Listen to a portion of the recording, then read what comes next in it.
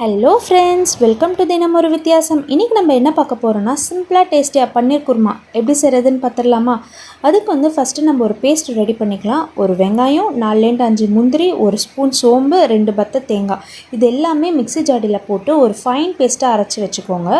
இன்றைக்கி வந்து பன்னீர் குருமா வந்து நான் குக்கரில் தான் செய்ய போகிறேன்.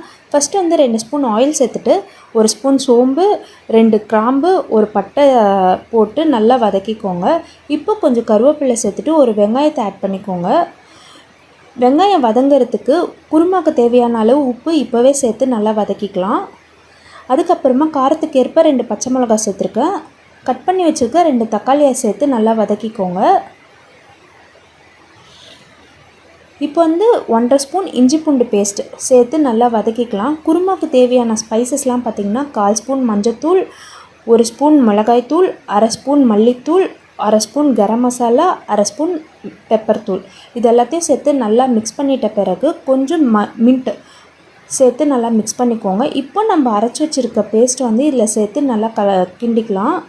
குருமா உங்களுக்கு எந்த கன்சிஸ்டன்சியில் வேணுமோ அந்த அளவுக்கு தண்ணி சேர்த்து நல்லா மிக்ஸ் பண்ணிக்கோங்க. இப்போ வந்து நான் இதில் வந்து பன்னீரும் பச்சை பட்டாணியும் சேர்த்து நல்லா மிக்ஸ் பண்ணிக்கிறேன்.